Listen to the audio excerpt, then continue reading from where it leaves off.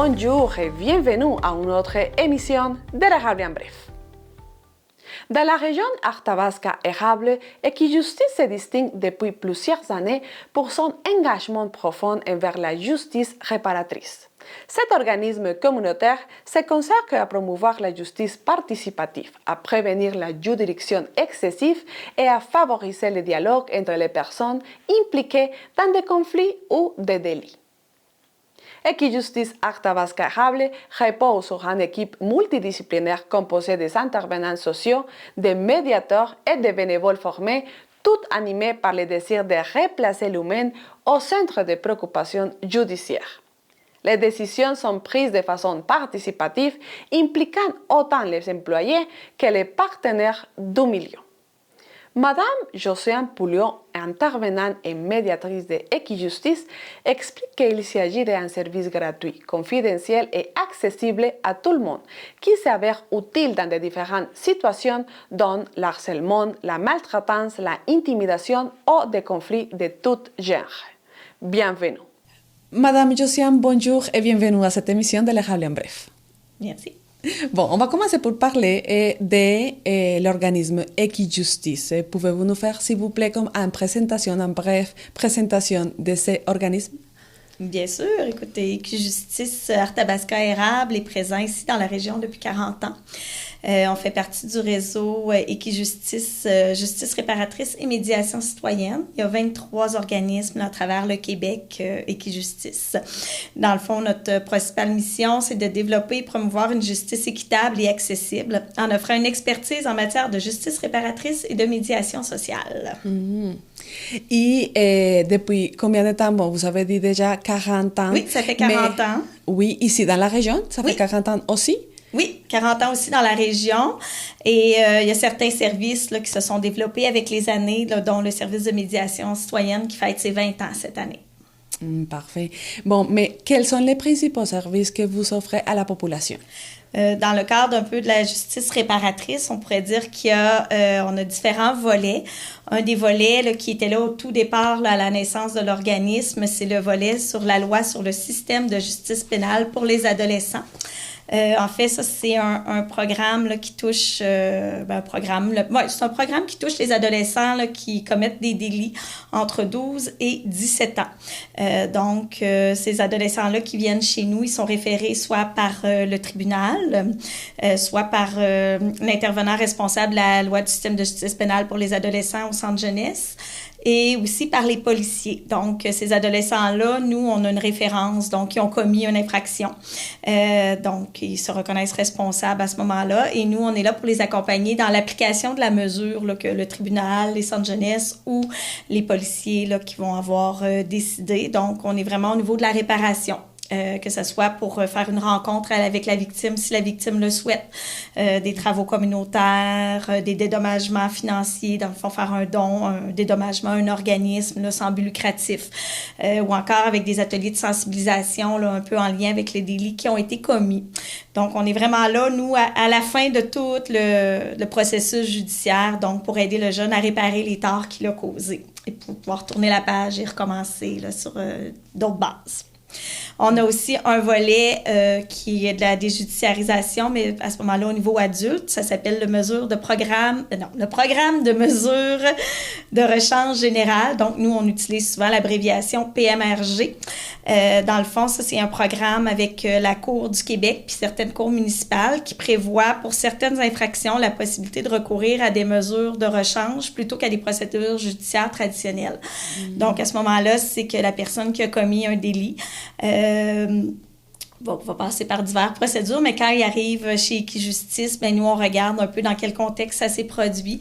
Il y a un exercice décisionnel, il y a des critères là, à considérer pour voir quel type de réparation là, cette personne-là va avoir à faire là, suite à son geste.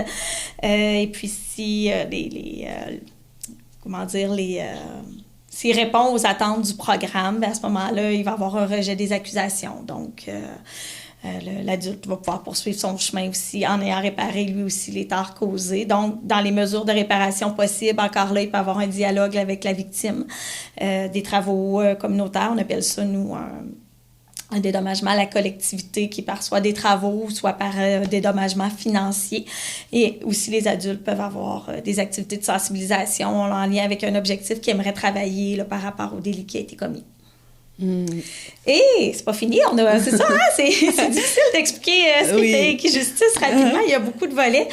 Il y a le volet aussi plus médiation citoyenne. Et ça, c'est un de nos volets, médiation citoyenne, médiation sociale, que on n'a pas besoin d'avoir commis un délit là, pour venir chez nous. Là. Donc, ça, c'est pas des références que les gens nous font directement. C'est des gens, la communauté, qui nous interpellent parce qu'ils souhaitent avoir un accompagnement un peu personnalisé pour des situations difficiles qu'ils vivent. C'est sûr que nous, le service de médiation, c'est plus pour offrir un lieu d'échange aux gens là, qui souhaitent prendre leur situation en main. Donc, on a ce volet-là aussi qui existe. À travers tous les volets aussi, il y en a un qu'il ne faut pas oublier, qui semble peut-être petit, mais qui ne l'est pas. On a un programme au niveau scolaire en médiation. Donc, chaque année, il y a des élèves de certaines écoles de la commission scolaire qui reçoivent une formation pour devenir élèves médiateurs. Et à ce moment-là, sur la cour de récréation, ils vont faire de la médiation avec leur père. Donc, quand il y a un conflit, au lieu que l'adulte vienne régler la situation pour eux, bien, il y a 2 élèves qui ont eu la formation qui donnent la possibilité aux élèves en conflit de se parler, d'essayer de comprendre un peu la vision de l'autre, puis de voir quelles solutions, eux, ils peuvent trouver aussi. Tu sais, dans le fond, on commence à la base avec nos élèves médiateurs. Là. Tu sais, cette année encore, on a tout près de 200 élèves là, qui sont en action là, sur le territoire de la commission scolaire, du centre de services scolaires là, des Bois-Francs. Donc, fait que ça, c'est un petit peu rapidement, là, les endroits où est-ce qu'on peut retrouver là, les services d'Equijustice. Parfait. Et par rapport aux médiations citoyennes, comment fonctionne le processus que vous proposez pour les gens? Comment est-ce que les gens peuvent accéder à ces services? Oui. Bien, comme je disais, c'est ça, la médiation citoyenne, il n'y a pas besoin d'avoir un délit, il n'y a pas besoin d'avoir une référence extérieure. C'est sûr que c'est un service qui est encore quand même méconnu. Donc, on compte sur nos partenaires. Tu sais, souvent, ça va être les municipalités qui peuvent nous référer quand un citoyen a un conflit de voisinage, qu'il y a des difficultés quelconques là, dans son environnement, dans son milieu de vie. Il arrive que les municipalités vont dire, écoute, nous, les règlements municipaux, c'est ça, c'est plus de l'ordre d'un type de conflit que des choses au niveau légal. Donc, ils vont parler des services de médiation citoyenne. Ça peut être les policiers aussi qui sont appelés là, dans certaines situations par les citoyens qui, eux, vont parler de notre service de médiation citoyenne parce que oui, des fois, il y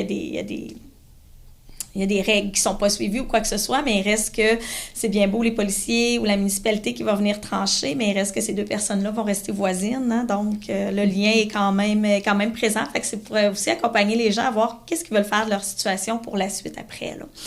Donc, sinon, nos autres partenaires qui nous réfèrent beaucoup, c'est les organismes qui nous connaissent. Donc, mettons, l'association des locataires qui peuvent recevoir un locataire qui veut savoir des informations sur ses droits et ces choses-là. Fait qu'eux peuvent répondre à ce volet-là. Mais tu sais, si le locataire envisage de parler à son voisin, de parler au propriétaire, nous, on peut accompagner à ce moment-là là, dans les démarches. Plus, nous, on est là pour offrir un lieu de dialogue. Fait que c'est un service qui est volontaire. Il faut que les gens concernés soient d'accord à participer. Par contre, des fois, on ne le sait pas si l'autre personne va vouloir, mais tu sais, nous, il y a quelqu'un qui peut nous faire une demande. À ce moment-là, on va la rencontrer pour voir, elle, comment elle vit la situation, qu'est-ce qui a été fait jusqu'à présent pour améliorer les choses, comment qu'elle souhaiterait être accompagnée. Nous, on n'est pas des arbitres, on n'est pas des avocats, donc on ne se positionnera pas sur ce point-là, mais on va explorer avec la personne pour voir, elle, qu'est-ce qu'elle souhaite faire de sa situation. Parce que, tu sais, des fois, les gens peuvent arriver à notre bureau et dire, moi, je vais la poursuivre et tout ça. C'est correct, ça fait partie des droits. Mais des fois, en jasant, les gens, ils réalisent que, mettons, même si j'envoie une mise en demeure à mon voisin, tu sais, cet été, qu'on se croise sur le terrain, comment j'ai le goût que ça se passe. Puis là, des fois, les gens, en racontant leur situation, ils arrivent à la conclusion de, je serais peut-être mieux d'essayer de lui en parler, peut-être, pour commencer. Fait que peut-être que l'autre va vouloir, peut-être que l'autre ne voudra pas. On ne le sait pas à ce stade-là, mais c'est quelque chose qu'on va envisager. Fait que, là, je parle un peu plus des conflits voisinage dans ces situations-là, mais il y a aussi d'autres types de conflits là, qu'on peut accompagner, des conflits en milieu de travail, les conflits à l'intérieur de la famille. Donc, ça peut être entre parents, enfants, adultes. Il peut y avoir des conflits plus au niveau, on appelle ça un peu contractuel, commercial. Tu sais, un citoyen qui n'est pas satisfait du service qu'un commerce a rendu ou qu'une instance municipale ou des choses comme ça. Donc, on peut ouvrir le dialogue sur ces choses-là aussi. Toutes des fois des conflits qu'on peut voir... des fois qui commencent à l'école, entre deux enfants, qui peuvent dégénérer avec les deux parents impliqués. Donc, on accompagne aussi dans tout type de conflits interpersonnels. Les seules situations dans lesquelles on n'intervient pas ou on ne peut pas intervenir, c'est au niveau de la médiation qu'on entend plus familiale dans le cadre d'une séparation.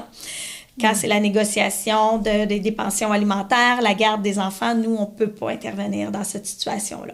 Ça prend vraiment des médiateurs familiaux accrédités. Puis c'est sûr que des situations d'urgence, là, qu'on a peur que notre voisin fasse quelque chose ou on n'est pas un service d'urgence. Nous, on est là souvent pour le après, voir qu'est-ce qu'on peut faire. Là. Fait que ça, c'est les deux types de conflits qu'on ne peut pas accompagner, de situations qu'on ne peut pas accompagner. Là.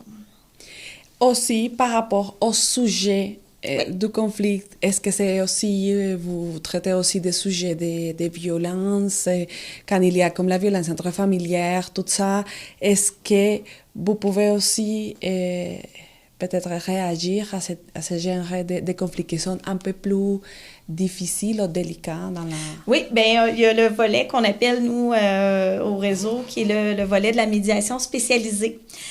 Donc, c'est dans des cas on dirait de crimes plus graves que la situation a été dénoncée ou pas, donc agression sexuelle, violence conjugale, on peut accompagner les gens. Par contre, c'est sûr qu'on a vraiment le souci de sécurité. Donc, on va mettre des dispositions plus spécifiques là, pour s'assurer que autant que la personne soit en sécurité dans la démarche. Donc, où ça peut être ça, des crimes plus avec violence.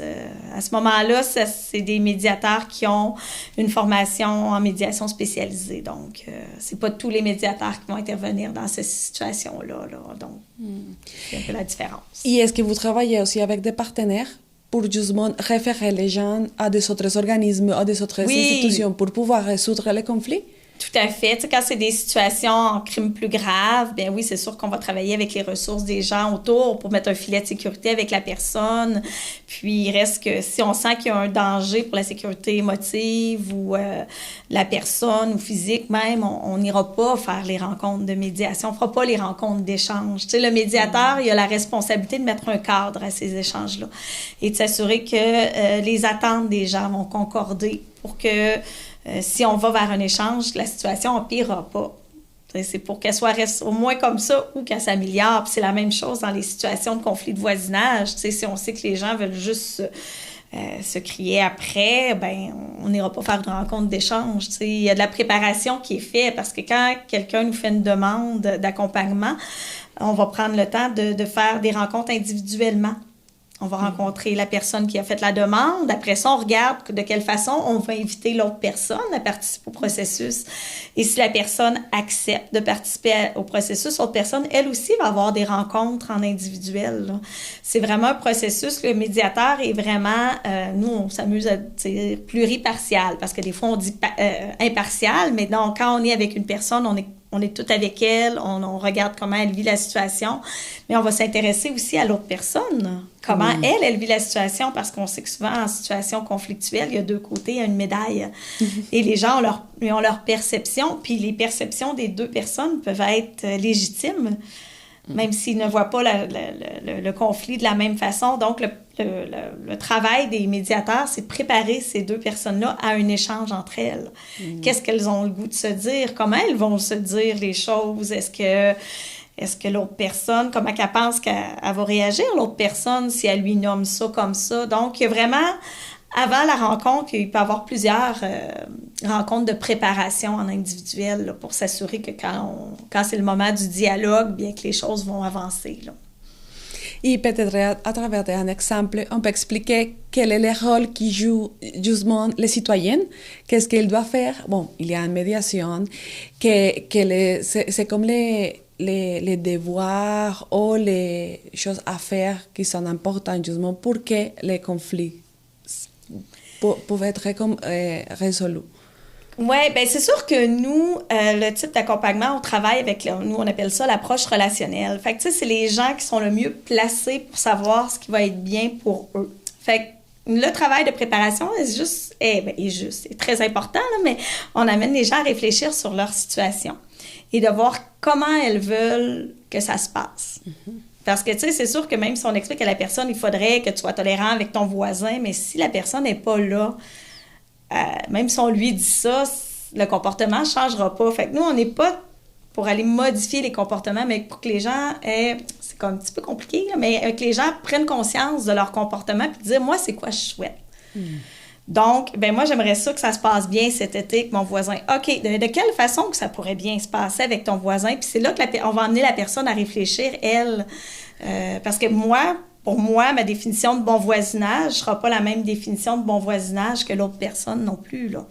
Donc, fait que c'est un peu ça, c'est de voir avec les gens, les autres, comment ils souhaitent que ça se passe, puis de voir, ben est-ce que l'autre à côté, ton voisin ou l'autre personne impliquée, est-ce que tu penses qu'elle voit les choses de la même façon? Elle, qu'est-ce que tu penses qu'elle aurait besoin pour se sentir bien? Donc, fait que c'est un peu comme ça là, qu'on travaille là, dans les préparations.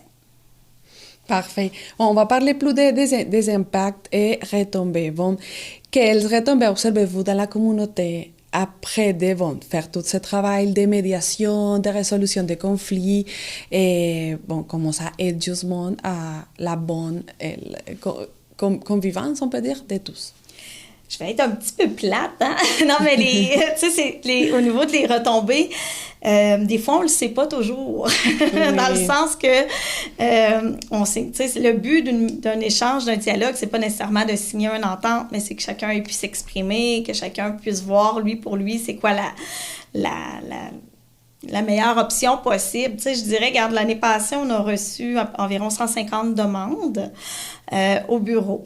De ces demandes-là, je te dirais qu'il y a, c'est un 40% environ que c'était des gens qui avaient des attentes face à de la médiation familiale, qui étaient en cas de séparation.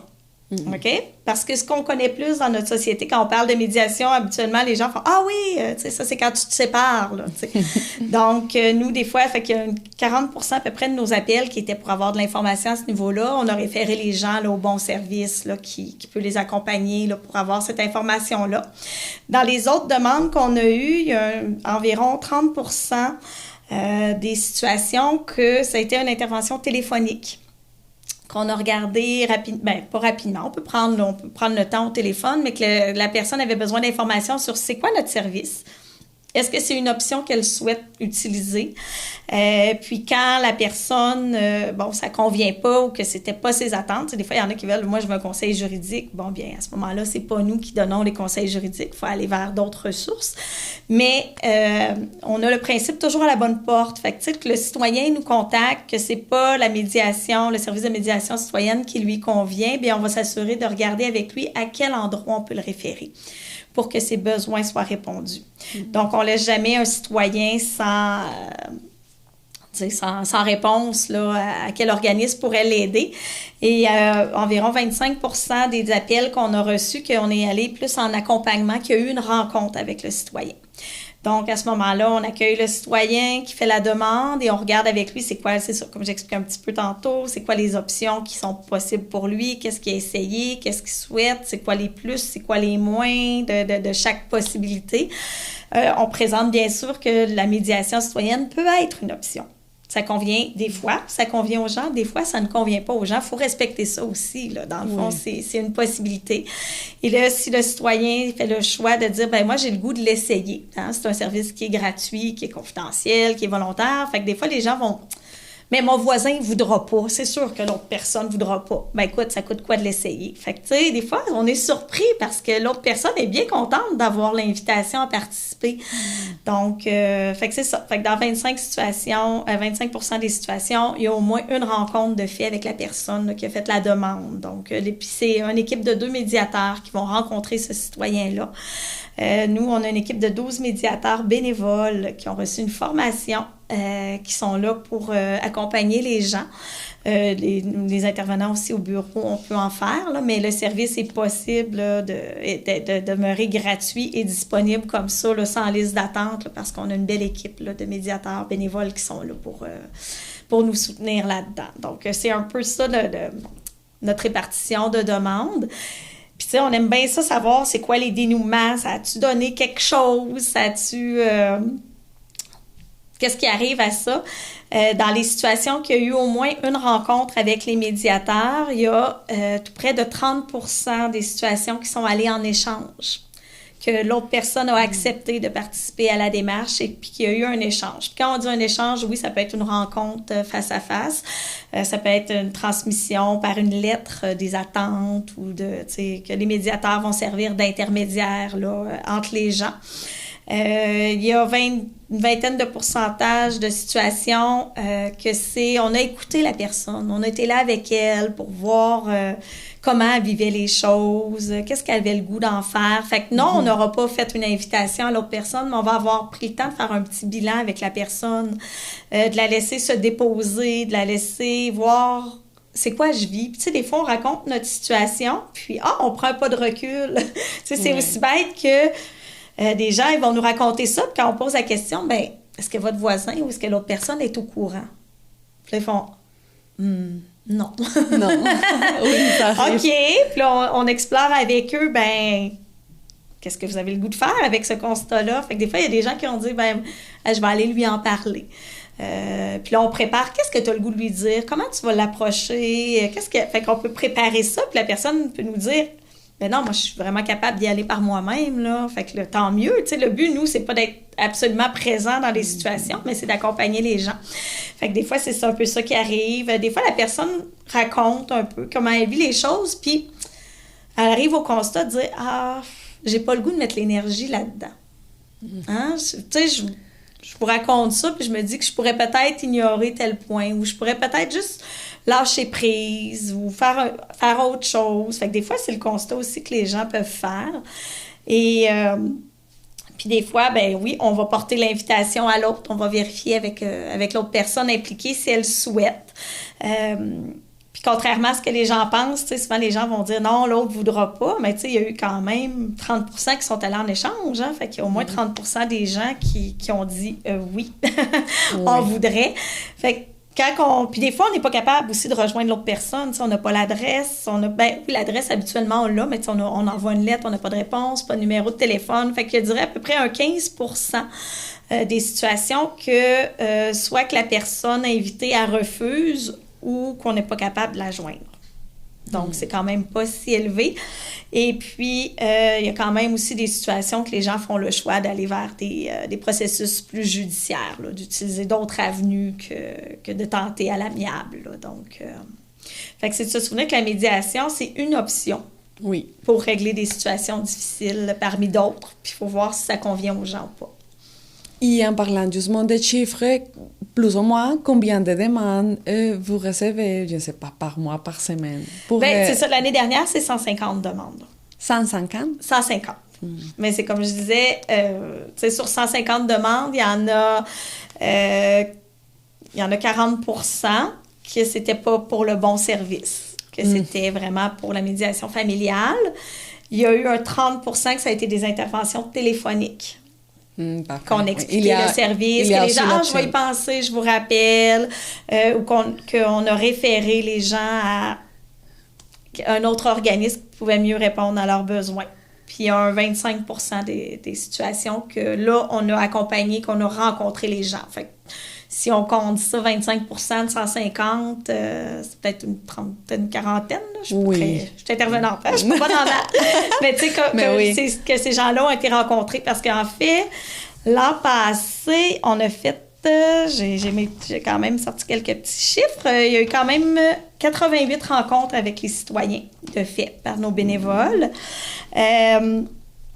Il y a eu des appels, des courriels, tu sais, 309. Fait que, tu sais, c'est beaucoup aussi tout ce qu'il y a autour, là, qu'on va prendre le temps avec les gens.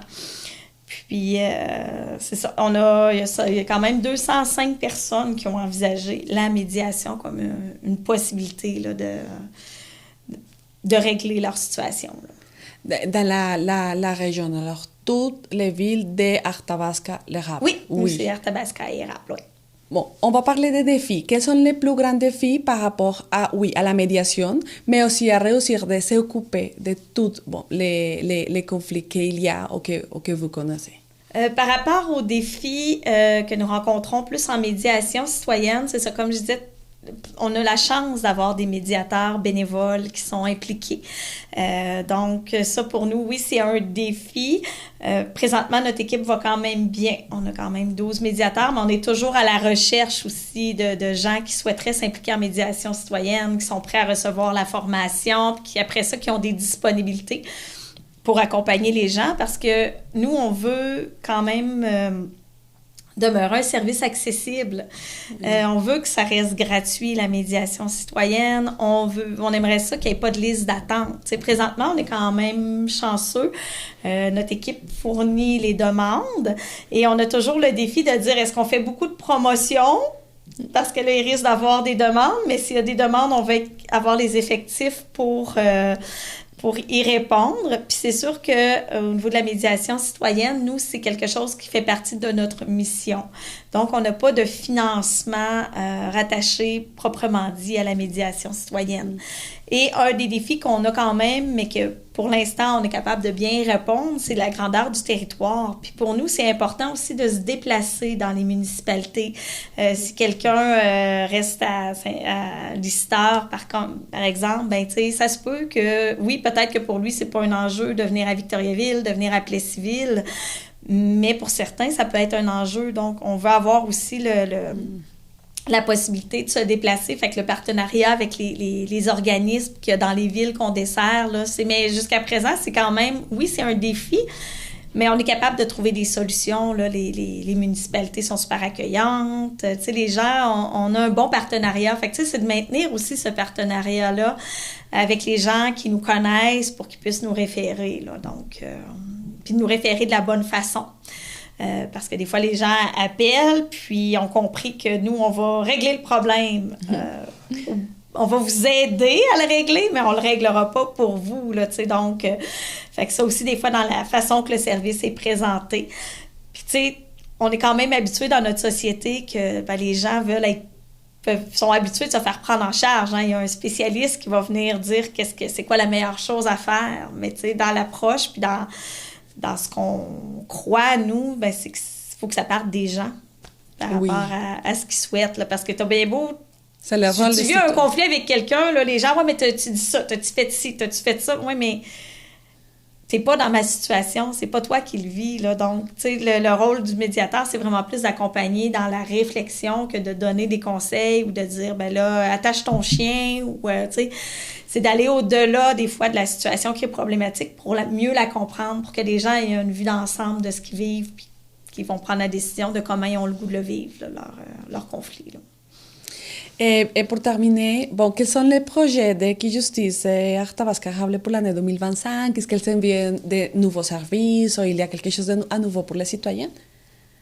Bien, c'est sûr que là, présentement, là, on commence justement une tournée de nos municipalités. On va retourner voir nos partenaires, expliquer le service, se faire connaître. Fait qu'au niveau de la médiation citoyenne, ça va être une des grandes actions. On souligne nos 20 ans, donc il y a des petites activités ici et là qu'on va faire parler de nous par rapport à ça. On est ouvert à développer des projets au niveau de l'accessibilité à la médiation, mais en partenariat avec les gens autour de nous. Fait que, tu sais, des fois, il y en a qui vont lever la main et dire « Hey, ça serait-tu possible un projet dans une école secondaire? » ou ça peut-tu... On veut aussi que les projets viennent de notre communauté. Fait que si les gens ont des idées, qui voient une place à la médiation, bien c'est sûr qu'on va s'asseoir et on va regarder ça là, pour qu'est-ce qui pourrait être fait là, dans le développement. Mais tu sais, c'est ça, la promotion dans l'année, c'est de créer nos liens. Hein, les gens changent autour de nous. Fait que s'assurer qu'on maintienne nos liens avec nos partenaires, que les gens soient bien référés, que les gens connaissent le service. Ça, c'est vraiment dans nos priorités là, au niveau de la médiation là, pour l'année à venir. Là. Un petit rappel de Où est-ce qu'on peut trouver Equijustice et les numéros aussi, si vous le savez? Dans le fond, si vous souhaitez avoir plus d'informations au niveau d'Equijustice, vous pouvez aller sur equijustice.ca. Donc, ça, c'est le site du réseau. Et il y a bien sûr trouvé un Equijustice. Mais vous allez voir aussi tous les services là, que l'on offre. Sinon, vous pouvez on peut appeler directement au bureau, qui est le 819-752-3551, le poste 1, qui est la médiation citoyenne. Donc, vous laissez un message où il y a quelqu'un qui vous répond directement. Donc, à ce moment-là, vous allez pouvoir expliquer la situation et voir si la médiation peut être un bon service. Sinon, on a aussi une adresse courriel qui est médiation@equijustice.ca. Donc, ça, c'est les 3 façons là, que vous pouvez nous trouver là, pour pouvoir nous joindre. Puis, tu sais, c'est correct d'appeler, même si on n'est pas sûr que ça peut être le service, tu sais. Souvent, on se fait dire par les gens, « Ah, c'est le fun, on appelle à plein d'endroits, puis on n'a pas de retour d'appel. Tu sais, vous êtes les premiers à me rappeler. » Puis, finalement, des fois, c'est pas nous qui va être les meilleures personnes, mais au moins, on va prendre le temps, là, ça va être toujours à la bonne porte. On va prendre le temps avec les gens. Puis ça, nous, c'est un souci qu'on veut garder, de parler directement avec les gens, puis de prendre le temps d'écouter la situation, même si on sait peut-être que c'est pas nous qui va être les mieux placés. Donc, ça fait partie vraiment de notre essence là, en tant que service, là, d'être là pour les gens, puis de regarder avec eux ce qu'ils souhaitent. Parfait. Madame Josiane, merci beaucoup pour toute l'information. C'était très important, oui, pour la région, pour nous avoir expliqué tous les services qu'offre Equijustice. Merci beaucoup.